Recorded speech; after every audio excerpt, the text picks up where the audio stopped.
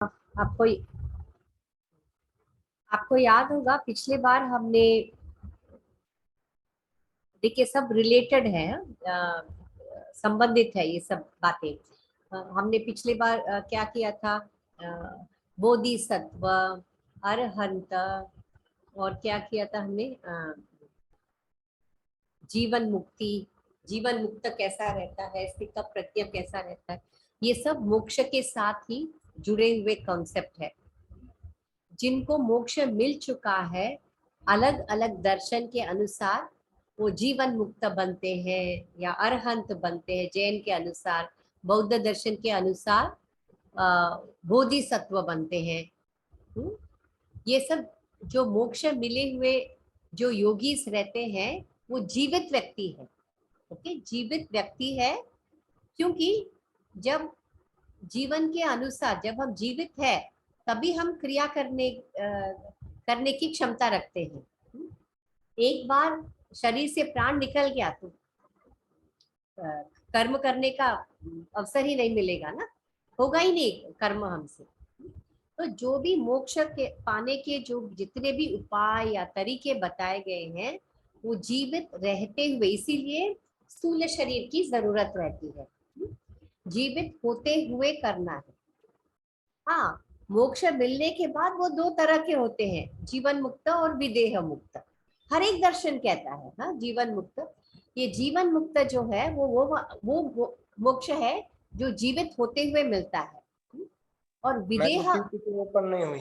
हाँ जी, पीपीटी नहीं दिख रहा है आपको? नहीं दिख रहा है। एक सेकंड, एक सेकंड, फिर से शेयर करती हूँ। ओके, हाँ। तो ये जो अलग अलग दर्शन अलग अलग तरीके बताते हैं। हाँ, जैसे हमारे कितने कुल मिला के 9 दर्शन है, उनमें से 6 भारतीय षड दर्शन है जो आस्तिक है, और बाकी के जो 3 दर्शन है, जैन, बौद्ध और चारवाक, वो तो नास्तिक है। चारवाक को तो खैर दर्शन मानते ही नहीं है, उनके इसमें मोक्ष का कंसेप्ट ही नहीं होता। मोक्ष मतलब जो हम जीते हैं, एंजॉय कर रहे हैं, सुख भोग रहे हैं, वही मोक्ष है। और जब शरीर ये प्राण को त्याग देता है, बस वही अंत, उसके आगे कुछ नहीं है। तो इसीलिए हम सिर्फ न्याय, वैशेषिक, सांख्य, योग, मीमांसा, वेदांत, ठीक है, ऐसे ऐसे जोड़ी जोड़ी में पढ़ेंगे, क्योंकि वो सब समान तंत्र है। जो न्याय, वैशेषिक, सांख्य, योग, ये सब समान तंत्र है। समान तंत्र शायद आपने वर्ड सुना होगा। जो समान तंत्र का अर्थ क्या है? जैसे पहले न्याय आया, फिर वैशेषिक। ओके, तो न्याय में पूरा थियोरी है, सिद्धांत है, और वैशेषिक में भी सिद्धांत है, पर वैशेषिक दर्शन न्याय सिद्धांतों को फॉलो करते हुए, इसमें पदार्थ ज्यादा है, वैशेषिक में, न्याय में पदार्थ कम। ठीक है, तो अब हम बढ़ते हैं। पहले हम वैशेषिक करते हैं और फिर हम न्याय करते हैं। ठीक है, क्यों? क्योंकि न्याय में सिद्धांत दिया हुआ है, और वैशेषिक न्याय के सिद्धांतों को अनुसरण करके उन्हें मोक्ष की प्राप्ति होती है। अब ये जो मोक्ष हम कहते हैं, जैसे देखा जाए, मोक्ष, मुक्ति, हाँ, हमें सब लगता है सब एक जैसा ही, हाँ वो एक जैसा ही है, मोक्ष, मुक्ति, ये सब। ओके, ठीक उसी तरह ये जो वैशेषिक और न्याय में ये मोक्ष और मुक्ति का एक शब्द बताया गया है, वो है अपवर्ग। वो शब्द है अपवर्ग, ऐसे शब्द बताया गया है। और सांख्य और योग में क्या बताया गया है, आपको पता है? कोई बता सकता है? सांख्य और योग में, सांख्य और योग समाधि, नहीं, समाधि तो एक स्थिति कैवल्य समाधि। यस, कैवल्य।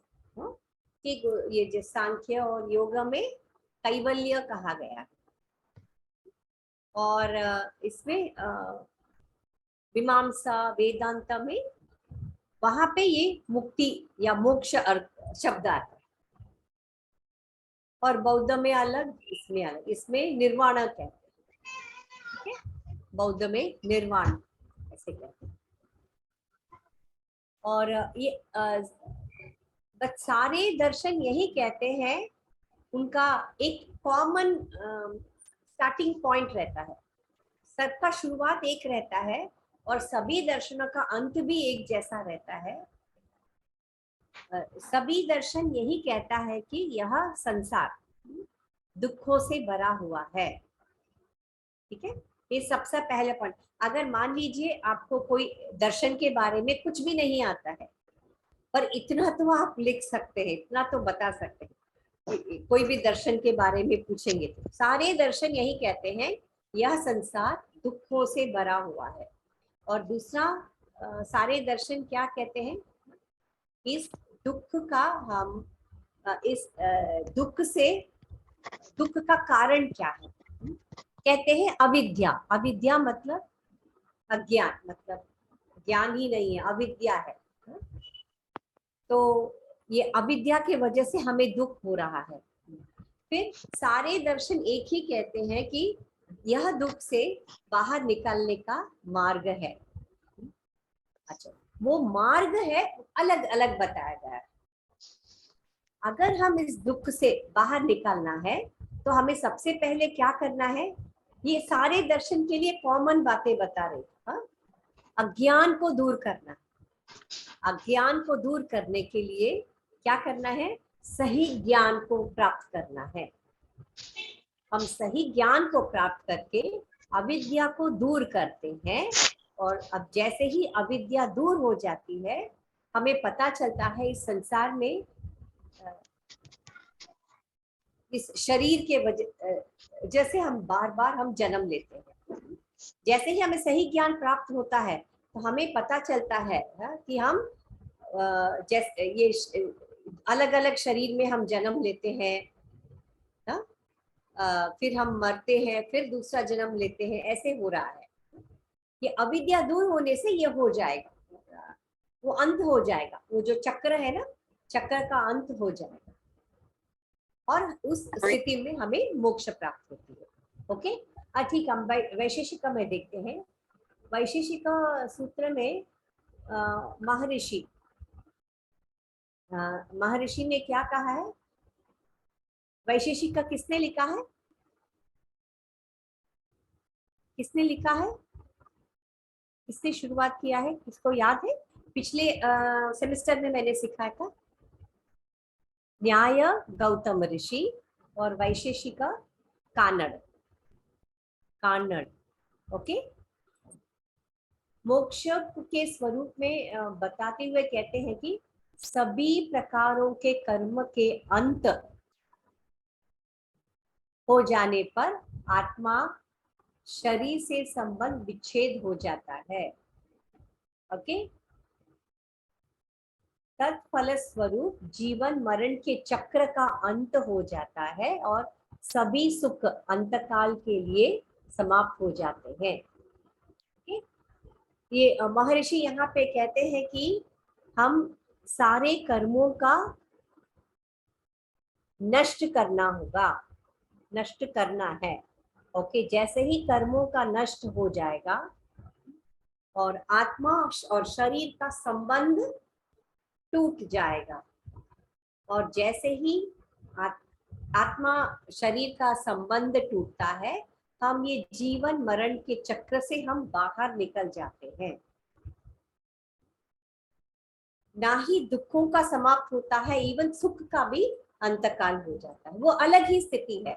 ना ही दुख है, दुख और सुख से परे वाली स्थिति, उस दुख और सुख के परे स्थिति को मोक्ष कहते हैं। ठीक है, वैशेषिक दर्शन ये कहता है कि उसे हम मोक्ष कहते हैं। ओके, वैशेषिकों की मोक्ष प्रक्रिया के अनुसार ज्ञान पूर्वक किए गए और फल की कामना से रहित कर्म के संपादन से विशुद्ध कुल में जन्म होता है। इससे दुखों का विनाश हो जाता है। तदनुसार जिज्ञासु साधक आचार्य के समीप जाकर 6 पदार्थों का तत्व ज्ञान प्राप्त करता है। ये देखिए कितना अच्छा बताया है। हाँ? ये मोक्ष की प्रक्रिया, ये हम ऐसे कर्म करते हैं, उस कर्म के फल स्वरूप हमें किसी अच्छे कुल में जन्म होता है। जैसे आप, हम है, इस आप जरा सोच के देखिए, इस दुनिया में छोड़िए, इस भारत में कितने करोड़, 1.25 करोड़ लोग हैं।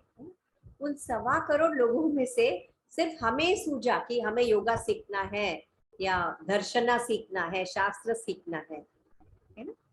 तो ये हमारे पिछले जन्म के कर्म है, उसके फल के अनुसार हमें ये मिला है। ओके, फिर उसके वजह से इससे दुख का विनाश होता है, क्योंकि हमें ज्ञान प्राप्त होती है ना, इसीलिए दुख का विनाश होता है। और वह जिज्ञासु गुरु के पास जाकर तत्व ज्ञान के बारे में पूछता है। इस वैशेषिका में जो भी तत्व दिए हैं, सब तत्व ज्ञान के बारे प्राप्त करने के लिए गुरु के पास जाता है। उस तत्व ज्ञान से क्या होता है? उस तत्व ज्ञान से अज्ञान की निवृत्ति हो जाती है, अज्ञान से हम मुक्त हो जाते हैं। ओके, साधक विरक्त हो जाता है और उसमें, और वह राग और द्वेष से मुक्त हो जाता है। ये राग द्वेष किसके वजह से है? हमने ऑलरेडी सूत्र में पढ़ा है। राग द्वेष किसके वजह से है? राग और द्वेष अविद्या। आपने क्लेश सीखा था ना, 5 क्लेश, अविद्या, राग, द्वेष, अविद्या, अस्मिता, राग, द्वेष, अभिनिवेश, है ना? तो उस अविद्या की वजह से हमें राग द्वेष होता है।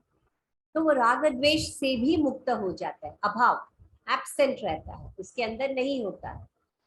ओके, राग द्वेष के अभाव होने पर उसे सब तरह का ज्ञान, तत्जन्य उसका, और तत्व ज्ञान और धर्म अधर्म की उत्पत्ति नहीं होती है। बेसिकली ड्युअलिटीज, हम ड्युअलिटीज से ऊपर उठ जाते हैं। ओके, धर्म अधर्म की उत्पत्ति नहीं होती तथा पर्वसचित धर्म तथा अधर्म का भोग द्वारा नाश हो जाता है। ओके, फिर ये धर्म अधर्म का हम उसी जन्म में भोग कर लेते हैं, उसके बाद नए कर्म नहीं होता है। तो ये इसका अभाव हो जाता है। जैसे ही हम इसको भोगते हैं, फिर खत्म हो जाता है और समाप्त हो जाता है, और फिर नए कर्म नहीं होते।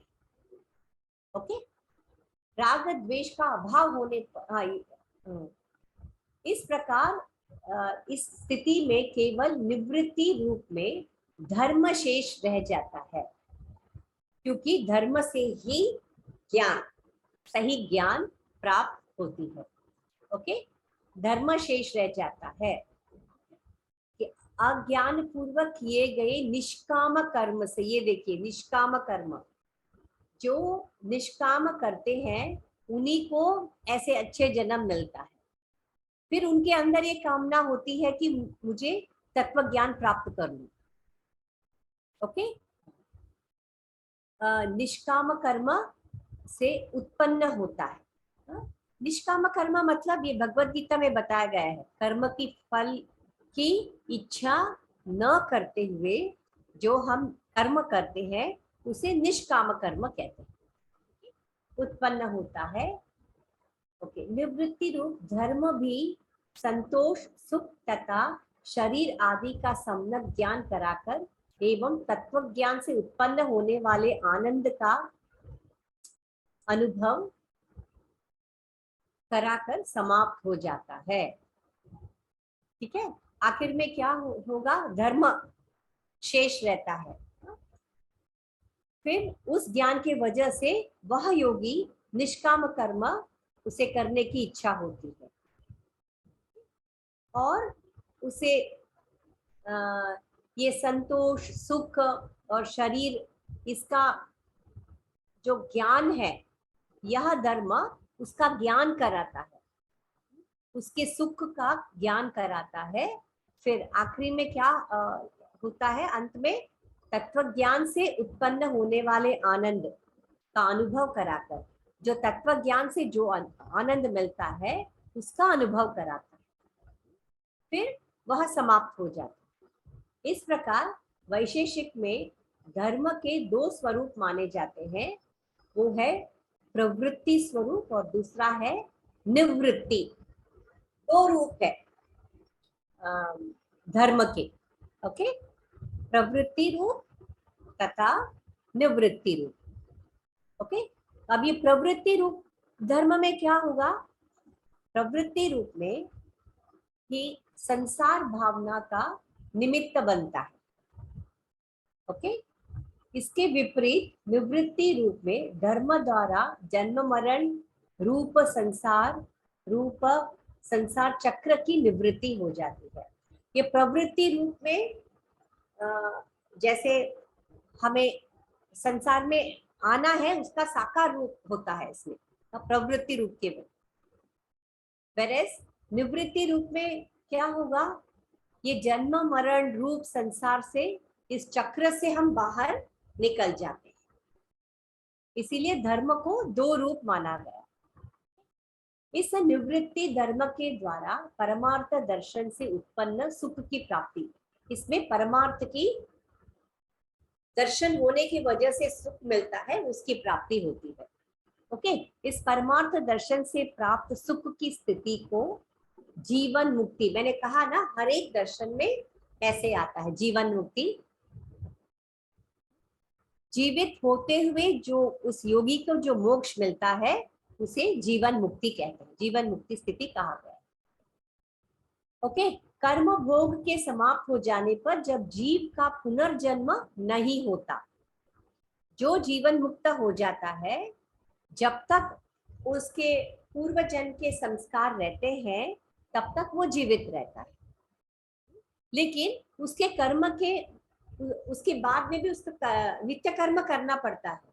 वो जीवित है इसीलिए नित्य कर्म करना पड़ता है, उन कर्मों का बंधन नहीं होता। यही फर्क है जीवन मुक्त में और हम जैसे लोगों। ओके, स्थिति उसी प्रकार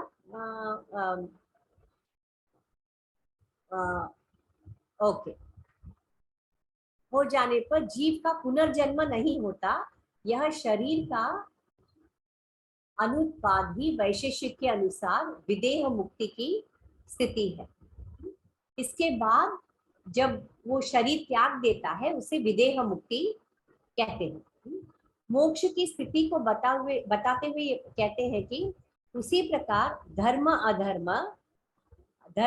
अधर्म रूप बीज से आत्मा को रहित होने पर शरीर आदि की निवृत्ति हो जाती है। यही उपशम अर्थात मोक्ष की स्थिति है। ठीक है, जब हाँ, वस्तुतः इसी तथ्य को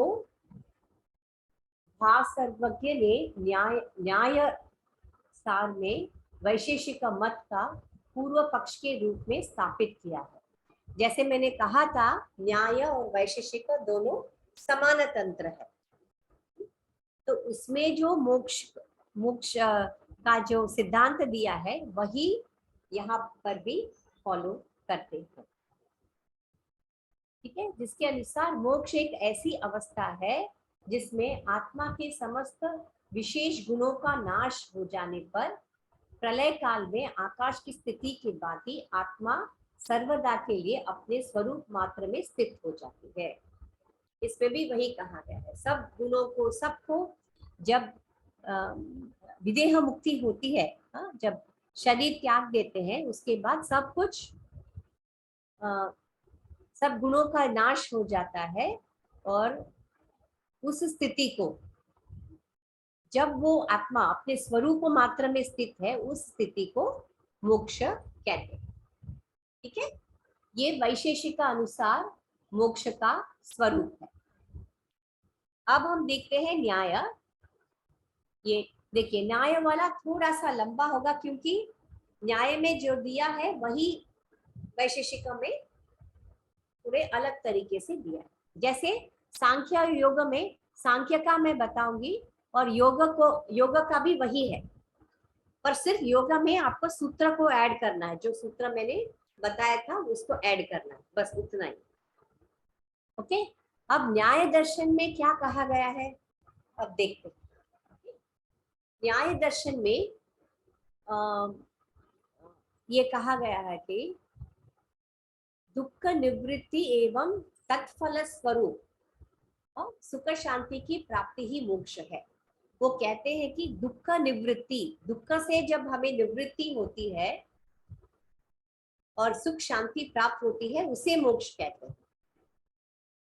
लेकिन और क्या कहते हैं, विशेष रूप से विचार करने पर सभी दर्शनों में मोक्ष का स्वरूप ऐसे ही बताया गया है। जैसे मैंने कहा ना, सभी दर्शनों में ऐसे ही न्याय दर्शन में प्रथम सूत्र में न्याय शास्त्र के प्रयोजन के रूप में क्या बताया है, निश्रेयस, ये शब्द उन्होंने वहां पे यूज किया है, निश्रेयस। ओके, इस निश्रेयस का शब्द का अर्थ है मुक्ति। ओके, मुक्ति मिलना, उसका इसका अर्थ है, इसलिए ये वर्ड वहां पे यूज किया है। ओके, अच्छा, अब यहाँ पे देखते हैं कि गौतम महर्षि ने क्या कहा है। वो कानड़ ऋषि ने कहा था वैशेषिक के बारे में। अब हम क्या देखते हैं कि न्याय में गौतम ऋषि ने क्या कहा। न्याय दर्शन के द्वितीय सूत्र में तथा अन्य सूत्रों में उन्होंने मुक्ति को क्या कहा है, ये देखिए, शब्द अपवर्ग। गौतम ऋषि ने ये शब्द दिया है मुक्ति के जगह, मुक्ति के लिए अपवर्ग। इसीलिए आपको इस शब्द का ही प्रयोग करना पड़ेगा जब हम न्याय के मोक्ष के बारे में लिखते हैं, तो इस शब्द का उपयोग आपको करना पड़ेगा। ओके, ये प्रयोग किया गया है। अब न्याय सूत्र में क्या कहा गया, मोक्ष के लिए मोक्ष का लक्षण तदत यनत विमोक्ष अपवर्ग। ओके, ये छोटा सा ही सूत्र है, आप चाहो तो लिख सकते हैं, नहीं तो उसका अर्थ लिख सकते हैं। इसमें उन्होंने अपवर्ग ऐसे शब्द का प्रयोग किया है। उस जन्म रूप दुख से प्रत्यंत अर्थात पुनरावृत्ति रहित विमुक्ति मोक्ष है।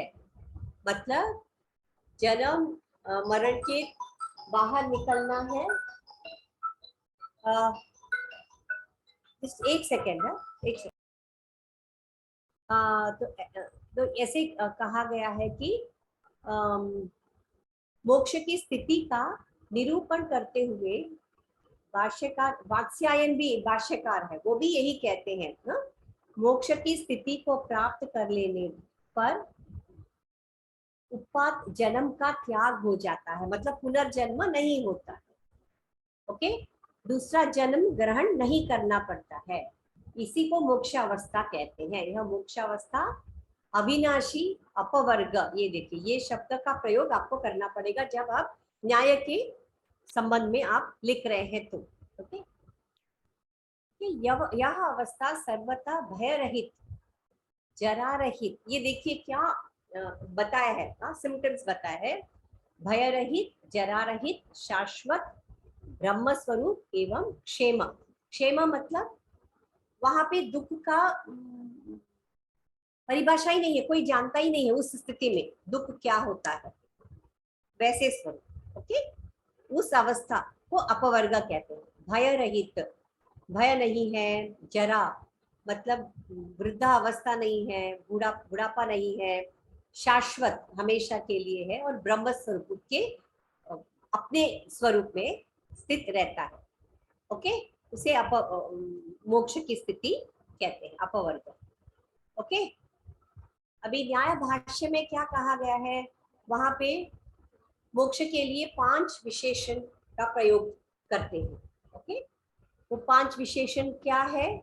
अभयम, वो तो अभी जो हमने पढ़ा था, हाँ? अभयम भय रहित, अजरम परिवर्तन रहित, मतलब बुढ़ापा, रोग, ये सब परिवर्तन है, ये सब कोई परिवर्तन नहीं होता है हमारे शरीर के अंदर। अमृत्यु पदम मतलब मृत्यु रहित,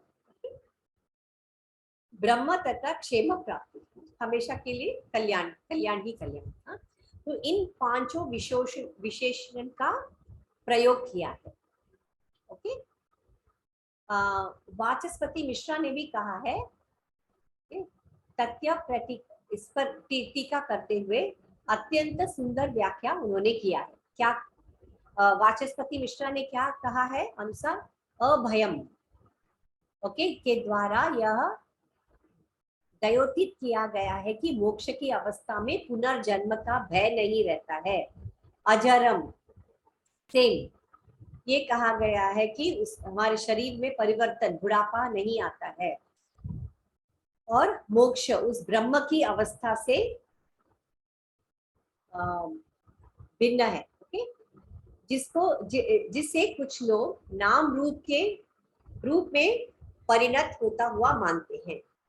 ओके, जैसे साकार रूप में हम भगवान को देखते हैं, तथा अमृत्यु पदम, यहाँ पे बौद्ध से वेद दिखलाने के लिए किया गया है, क्योंकि निर्वाण में विज्ञान सतति का विरोध हो जाता है। अंतिम 2 विशेषण ब्रह्म तथा क्षेम प्राप्ति की व्याख्या वहां पे नहीं बताया गया है, पर इतना ही है कि ब्रह्म का शब्द ऐसा है कि उसमें हमें उस स्थिति में हम पहुंच जाते हैं और हमें मोक्ष मिलता है। और वेदांत में इसे अलग तरीके से बताया। क्षेम प्राप्ति का तात्पर्य संभवतः दुख निवृत्ति, क्योंकि ये न्याय वैशेषिक दोनों दुख निवृत्ति के बारे में बात करते हैं। जब दुख की पूरी तरह से निवृत्ति हो जाती है उसे क्षेम प्राप्ति कहते हैं। ठीक है, अब अगेन मोक्ष का स्वरूप बताते हुए दूसरे सूत्र में क्या करते, यह दुखों की अत्यंतिक निवृत्ति है। अत्यंतिक, अल्टीमेट, सब दुखों की निवृत्ति है।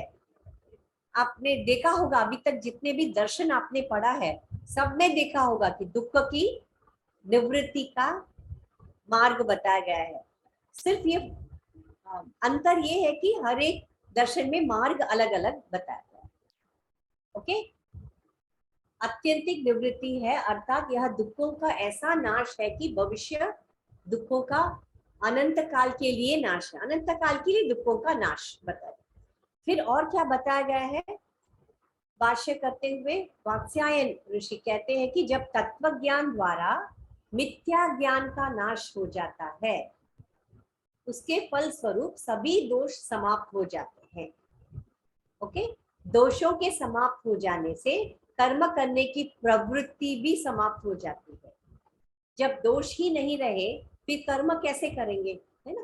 कर्म करने की प्रवृत्ति समाप्त हो जाती है, और कर्म करने की प्रवृत्ति जब समाप्त हो जाती है, ये जन्म मरण चक्र में जाने का सवाल ही नहीं उठता, प्रश्न ही नहीं है, उससे हम बाहर निकल चुके हैं। ओके, जन्म मरण के चक्र रुक जाने पर दुखों की आत्यंतिक निवृत्ति हो जाती है, और इस स्थिति को क्या बताएंगे? मोक्ष, अपवर्ग, निश्रेयस, ऐसा कहा गया है न्याय दर्शन में। ये शब्द का प्रयोग किया। ओके, आत्यंतिक दुख निवृत्ति ऐसे हमने बताया था, बस वही अर्थ है। आत्यंतिक दुख मतलब उसके अंदर 21 प्रकार के दुखों का बताया गया है। उसके तो सदा सदा के लिए उसका ध्वंस हो जाना। ओके, इन दुखों से सर्वदा के लिए आत्मा मुक्त हो जाना, उसे अपवर्ग कहते हैं। फिर और क्या कहा गया है? तदत्यंत विमोक्षो अपवर्गः, इसका ऑलरेडी मैं बता चुकी हूँ। इस सूत्र में अत्यंत पद का अर्थ ये है कि दुख के कारण शरीर आदि का पुनः उत्पन्न न होना, ओके, इसे अपवर्ग कहते हैं। एवं शरीर का आत्मा के साथ संसर्ग न होना, कांटेक्ट न होना, जब कर्म को ही नष्ट कर देते हैं, दुखों को ही नष्ट करते हैं, तो शरीर और आत्मा का कांटेक्ट होता ही नहीं है, ओके, इसे अपवर्ग कहते हैं। ठीक है, न्याय में ऐसे कहा गया है। ठीक है, अच्छा, इस अपवर्ग की अवस्था में आत्मा का शरीर, इंद्रिय, विषय आदि से संबंध नहीं रहता है, ओके, और मोक्ष की इस स्थिति में आत्मा के बुद्धि, सुख, दुख, इच्छा, द्वेष, प्रयत्न, धर्म, अधर्म, संस्कार, संख्या, परिणाम, पृथक्त्व, संयोग और विभाग, इन 24 गुण जो बताए हैं उनका उच्छेद, ये सब इंद्रिय शरीर की वजह से ये सब गुण रहता है। हाँ, और इस स्थिति में, अपवर्ग की स्थिति में, इन 24 गुण से मुक्ति मिल जाती है, ओके। कारण यह है कि यदि मोक्ष की अवस्था में आनंद सुख आदि की उत्पन्न मानी जाए तो ये गुण अनित्य है, ओके, अनित्य है। इनकी उत्पत्ति मानने से मुक्ति अनित्य मानी जाएगी, तो अतः मोक्ष को नित्य मानने से मोक्ष की अवस्था में सभी आगंतक गुणों का उच्छेद, ओके। यहाँ पे इस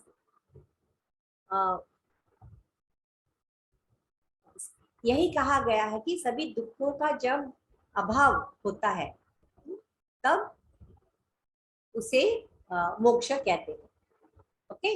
मुक्त आत्मा में जिस प्रकार दुख का अभाव होता है उसी प्रकार आनंद, सुख आदि का भी अभाव होता है। यहाँ पे जैसे अपवर्ग की जो अवस्था है वो सुख और दुख से परे है, इसीलिए सुख आदि का भी उसमें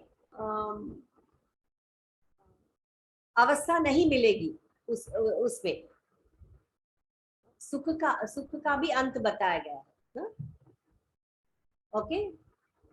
मोक्ष की दशा में केवल आत्मा का शेष रह जाता है। सुख, दुख, आनंद, ये कहते हैं जब आत्मा है, आनंद फिर महसूस कैसे होगा? महसूस करने के लिए हमें शरीर और इंद्रियों, मन की जरूरत रहती है। शरीर इंद्रिय को छोड़िए, मन की भी जरूरत पड़ती है ना, पर स्थिति में वो भी नहीं है तो हम आनंद महसूस कैसे करेंगे? तो इसीलिए ऋषि कहते हैं कि ये सुख, दुख, आनंद से भी परे सिर्फ वो आत्मा शेष रहता है, उस स्थिति को अपवर्ग कहते हैं, ओके। सुख दुख आदि आत्मा के गुण है और गुण गुणों से भिन्न होते हैं, गुणी गुणों से भिन्न होते हैं, इसी कारण भिन्न वस्तु किसी तत्व का स्वभाव नहीं होता। अगर ये आनंद और सुख इस आत्मा का स्वभाव ही नहीं हो सकता है, यही कहते हैं ये उसका गुण ही नहीं है, वो भिन्न है, इसीलिए आत्मा सिर्फ आत्मा अलग से रहता है, उसे कोई भी क्या कहते हैं, ये सब भावनाएं ऐसी कुछ भी नहीं होती है, ओके। इसी ये न्याय दर्शन में भी दो स्वरूप बताए गए हैं, ओके। क्या है? दुख भाव रूप और नित्य सुखाभिव्यक्ति रूप, ये दो तरह के मोक्ष बताए गए हैं इस न्याय में, ओके। अच्छा, हम अब देखते हैं दुख भाव रूप क्या है और सुख क्या, ओके। ये दुख भाव रूप में ऋषि कहते हैं कि मोक्ष को मानने वाले आचार्य, मतलब ऐसे दुखारूप जो मानते हैं ऐसे आचार्यों ने कहा है तदत्यंत विमोक्ष अपवर्ग, ये ऑलरेडी हमने डिस्कस कर चुके हैं। सूत्र के शब्द का अर्थ है केवल दुख अभाव मात्र उन्होंने स्वीकार किया है। वो कहते हैं सिर्फ दुख का अंत होने से हमें अपवर्ग मिल जाता है, मोक्ष मिल जाता है। ओके, मोक्ष को एक अभाव पदार्थ के रूप में स्वीकार किया। इनके अनुसार मोक्ष केवल दुखों की निवृत्ति के मात्र है। ओके, इस प्रकार सुखम अपि दुखानुषडंगात् दुखम, मतलब यहाँ पे क्या कहा गया है इसमें, ऐसे मत को विश्वास करने वाले आचार्य ने कहा है कि इस मोक्ष की अवस्था में आत्मा के सुखादि समस्त धर्मों की सत्ता को अस्वीकार किया है। अच्छा, क्या स्वीकार किया है? दुख का अभाव का स्वीकार किया है और सुखों को अस्वीकार किया है। सुख और उसके जैसे बाकी जो धर्म है उस दोनों को, दोनों तरफ से वो देख रहे हैं, उसको ही हम मोक्ष कह सकते हैं। ओके, अच्छा, जयंत भट्ट एक और टीकाकार है, वो कहते हैं कि मोक्ष की स्थिति में न केवल दुख का नाश आवश्यक है अपितु आत्मा के अन्य समस्त विशेष गुणों, जैसे ये सब गुण है, ज्ञान सुख दुख इच्छा द्वेष प्रयत्न धर्म अधर्म संस्कार, ये सब, इन सब गुणों का जब नाश होता है, नष्ट हो जाता है, तभी उस स्थिति को ही हम अपवर्ग कह सकते हैं। अब दूसरे आते हैं, दो तरह के बताए ना, सबसे पहले दुख भाव रूप, अभी दूसरा तरह के मोक्ष है नित्य सुख अभिव्यक्ति रूप मोक्ष। ओके, यहाँ पे ये जो इस सिद्धांत को जो मानने वाले हैं वो कहते हैं कि मोक्ष को न केवल दुखाभाव स्वीकार किया, पर मोक्ष की अवस्था में नित्य सुख की अभिव्यक्ति को भी स्वीकार किया। दोनों को उन्होंने स्वीकार किया, नित्य सुख अभिव्यक्ति। अर्थात ऐसे आचार्यों के मोक्ष के बारे में क्या कहते हैं कि भाव रूपता निश्चय पूर्वक बल दिया है। ओके, भाव रूपता क्या है? न्याय दर्शन के अनुसार मोक्ष के संबंध में यह विशेष रूप से देखा गया है कि वेदांत के समान न्याय में मोक्ष की स्थिति सच्चिदानंद की स्थिति है। यहाँ थोड़ा सा इस ये वाले मोक्ष में, नित्य सुख अभिव्यक्त रूप मोक्ष में, थोड़े से वेदांत जैसा उन्होंने बताया। ओके, क्या है वेदांत? अब दुखाभाव की स्थिति है जो कि स्वभावता सुख की स्थिति को मानी जा सकती। वहां पे वेदांत में क्या कहा है? आत्मा सच्चिदानंद रूप में, सच्चित आनंद, ओके, सत्य है और आनंद रूप में, ऐसा यहाँ पे इस नित्य सुख अभिव्यक्ति रूप के मोक्ष में ऐसा वेदांत के जैसा इन्होंने बताया। सत चित्त आनंद, सत सत्य और वो चित्त आनंद के स्वरूप में रहता है। ओके, वो वैसा वेदांत में कहा गया है, और ये जो नित्य सुख अभिव्यक्ति रूप के मोक्ष में वैसा सिद्धांत वो मानते हैं। ओके, अब हम देखते हैं सांख्य। अभी आपको पता है सांख्य आप सीख चुके हैं, फर्स्ट सेमेस्टर में भी सीख चुके हैं, अभी सेकंड सेमेस्टर में भी पुरुष प्रकृति क्या है वो सीख चुके हैं। अब सांख्य के अनुसार मुक्ति का क्या कॉन्सेप्ट है, पहले हम सिद्धांत क्या है वो हम देख लेते हैं। ठीक है, अब सांख्य दर्शन के अनुसार दो तत्व है। ओके, वो दो तत्व क्या है? पुरुष है और प्रकृति है। याद है सबको? पुरुष और प्रकृति याद है ना? थोड़ा सा तुलसी जी, सुनीता जी, याद है ना? राजेंद्र जी, दो तत्व है। हाँ, दो तत्व है, पुरुष है और प्रकृति है। अच्छा, पुरुष का परिभाषा क्या है? पुरुष का स्वभाव क्या है? वो निर्लिप्त है, निस्संग और त्रिगुणातीत है और नित्य है। ये सब उसका पुरुष का स्वभाव है। और उसकी परिभाषा क्या है? वो दृष्टा है। ओके। अविद्या भी नित्य है। ओके। इन दोनों के संयोग अनादिकाल से है। जैसे क्या है, अविद्या कब होता है, किसके वजह से होता है, वो अभी तक किसको पता नहीं है। ये अनादिकाल से। और प्रकृति, प्रकृति कैसी है?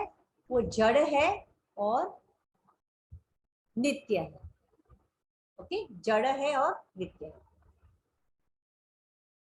तो इन दोनों तत्वों को पहले समझ लीजिए, पुरुष और प्रकृति।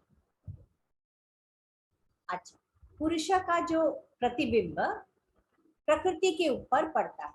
जैसे मैंने पिछले बार भी कहा था, कुछ कारणवश या कर्म के फल स्वरूप, अविद्या के वजह से कर्म फल स्वरूप कहिए या कोई भी कारण कहिए, ये संपर्क में आ जाते हैं। पुरुष और प्रकृति संपर्क में आ जाते हैं और पुरुष का प्रतिबिंब प्रकृति के ऊपर पड़ता है। जैसे ही पुरुष का प्रतिबिंब प्रकृति के ऊपर पड़ता है, बुद्धि चेतनाशील हो जाती है।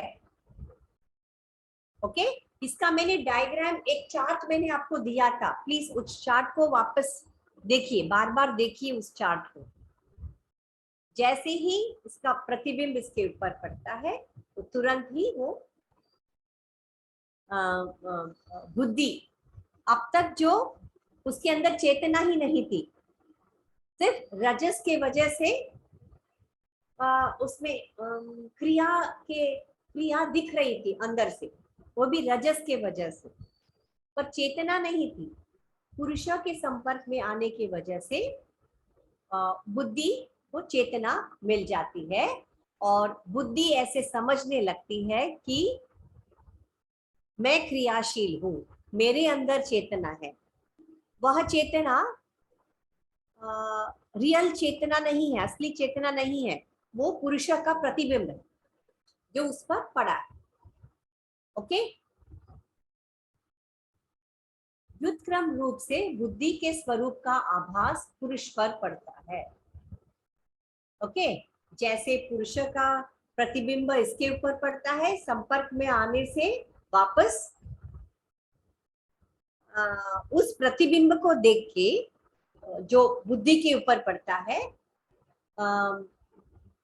वो पुरुष समझने लगता है कि मैं ही करता हूं। एक्चुअली वो निष्क्रिय है ना, निष्क्रिय है, निर्लिप्त है। उस प्रतिबिंब को देख के वो पुरुष को लगने लगता है कि मैं भी कार्य करता हूं। ओके। निष्क्रिय, निर्लिप्त, निस्त्रैगुण्य, ये देखिए, ये उनका परिभाषा है।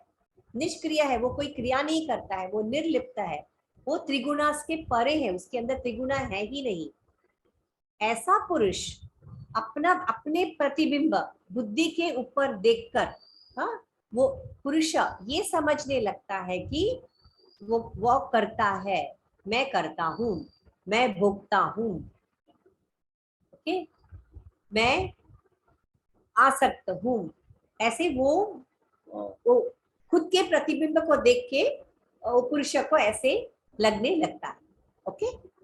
पुरुष और प्रकृति के इस कल्पित तथा आरोपित संबंध को बंधन कहते हैं। इसी संबंध को हम बंधन कहते हैं।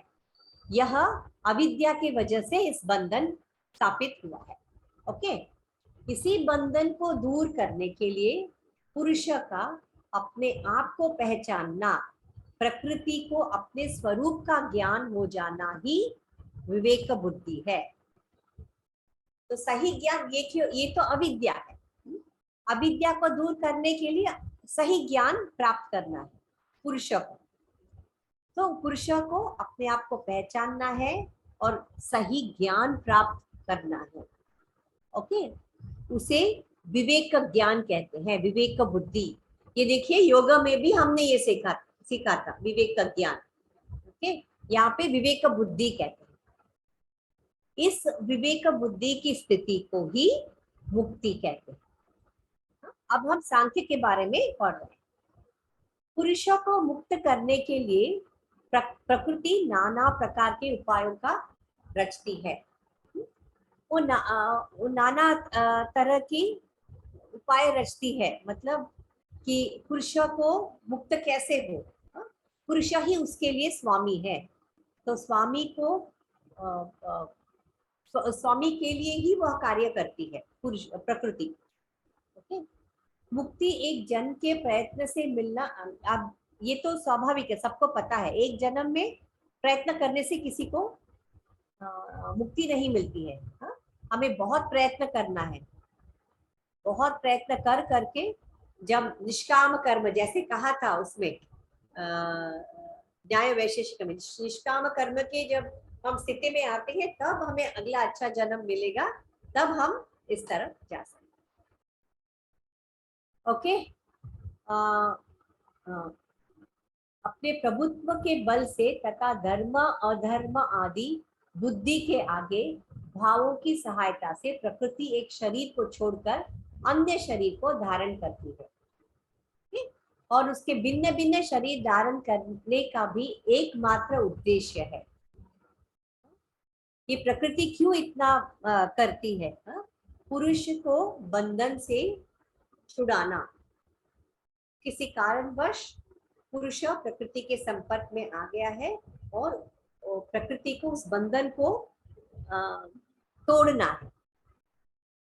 इस वजह से बार बार जन्म, शरीर का जन्म प्रकृति लेती है।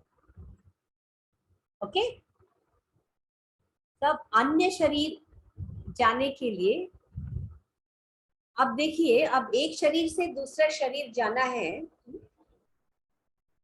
जब शरीर प्राण को त्याग देता है,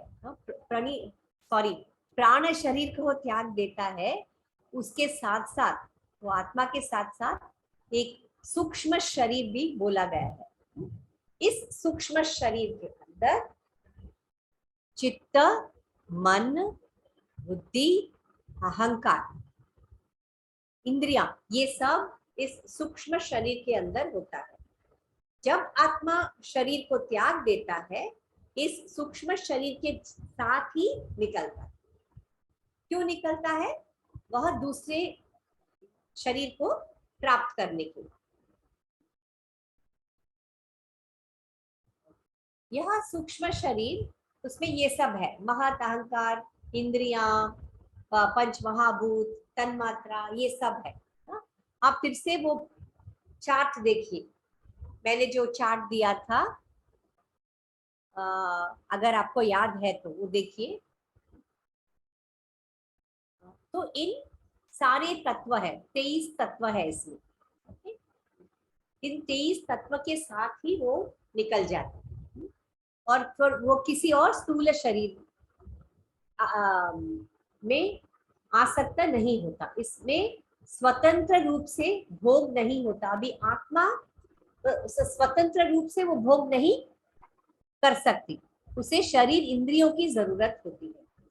तो बुद्धि के 8 भाव इसमें रहते हैं। यह स्थूल शरीर के आश्रित हुए बिना रह नहीं सकता। उसे भोग करना है तो उसे दूसरे स्थूल शरीर में प्रवेश होना ही पड़ता है। ओके, पुरुष के योग के लिए यह सूक्ष्म शरीर नाना प्रकार के शरीर को धारण करता रहता है। ओके, पुरुषों का भोग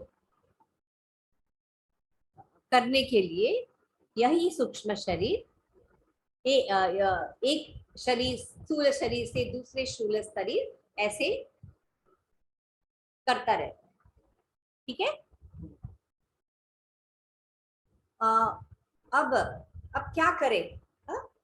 जैसे मैंने कहा, कुछ कारणवश उसने, पुरुष ने अपने प्रतिबिंब को बुद्धि के अंदर देख लिया, और वो समझने लगा कि मैं ही करता हूँ, मैं ही भोगता हूँ। ओके, वो अज्ञान है, अविद्या के वजह से हो गया है। ठीक है, अब उसके लिए क्या करना है? ज्ञान के द्वारा अविद्या का नाश, सही ज्ञान, राइट नॉलेज प्राप्त करने पर, अविद्या का नाश होने पर, अविद्या का नाश हो जाता है। और अविद्या का नाश होने पर प्रकृति और पुरुष, ओके, क्या करते हैं? अपने अपने स्वरूप में चले जाते हैं। ठीक है, आप प्लीज ध्यान में रखिए, उस चार्ट को ध्यान में रखिए। जब सही ज्ञान प्राप्त हो जाता है, अविद्या दूर हो जाती है। अब त्रिगुण, आपको याद है त्रिगुणा, सत्व, रजस, तमस, ये तीनों गुण सम हो जाते हैं, बैलेंस्ड। वो क्रिया बंद हो जाता है, और जब वो क्रिया बंद हो जाता है, उसके बाद क्या होगा? ये जो पंच तन्मात्राएं, पंच महाभूत, कौन से अहंकार से निकले हुए हैं? प्लीज बताइए। तीन तरह के गुण है ना, सत्व, रजस, तमस, ये तीन तरह के गुण है। तीन तरह के अहंकार भी है। ये तामसिक अहंकार है कि राजसिक अहंकार है? ये जो पंच महाभूत और पंच तन्मात्रा। गलत है तो भी चलेगा, बताइए ना आंसर, इसमें क्या हो गया? कोई वो नहीं है, गलत हो गया तो कुछ वो नहीं हो जाएगा। कौन सी नहीं, हाँ हाँ, बोलिए माधुरी जी। तामसिक अहंकार। Yes, very good.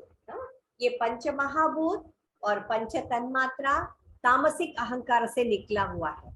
तो जब ये तीनों गुण सम हो जाते हैं, बैलेंस्ड हो जाते हैं, तो तुरंत ये पंच महाभूत और पंच तन्मात्रा तामसिक अहंकार के साथ मिल जाता है।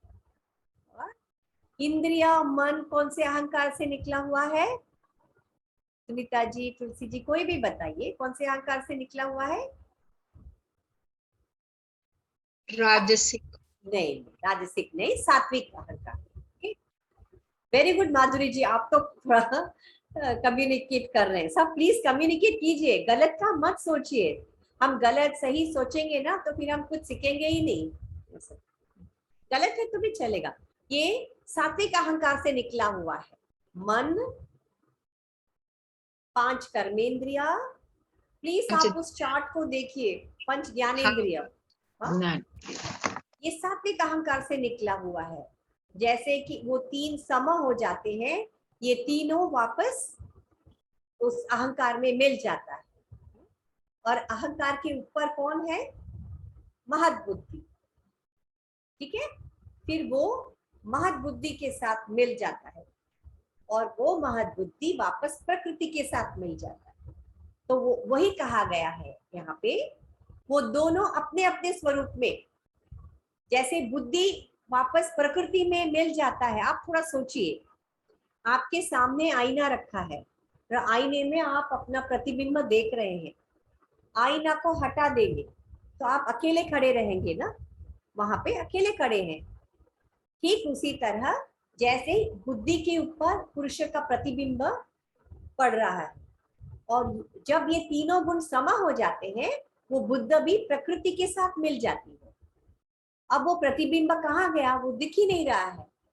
तब ये पुरुष अपने स्वरूप में आ जाता है, और पुरुष और प्रकृति, ये दोनों दोनों का बंधन टूटता है, अलग हो जाते हैं, और पुरुष वहां अकेला खड़ा है। वही उसका स्वरूप, उसी को कैवल्य कहते हैं। ओके, क्योंकि उसका प्रयोजन ही नहीं है। अभी प्रकृति का कुछ प्रयोजन है क्या? जब पुरुष का अविद्या दूर हो गया, प्रतिबिंब नहीं दिख रहा है, तो प्रकृति वहां पे क्या करेगी? नहीं ना, तो प्रकृति वहां से हट जाती और पुरुष वहां पे अलग। अब इसी ज्ञान को विवेक बुद्धि कहते हैं। जब प्रतिबिंब नहीं दिखता है, उसे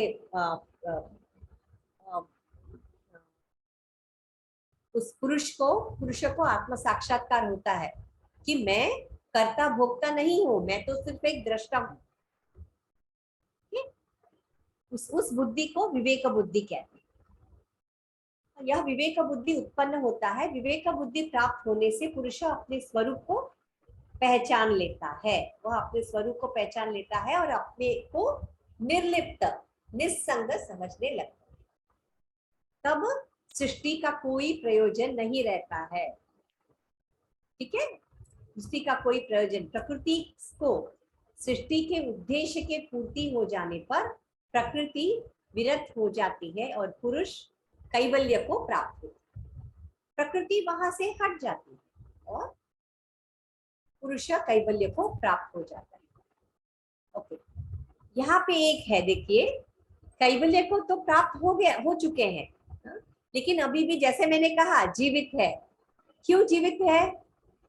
उनके जो पूर्व जन्मों के जो संस्कार है अभी भी बाकी है, जिस वजह से उनको नित्य कर्म करना पड़ता है।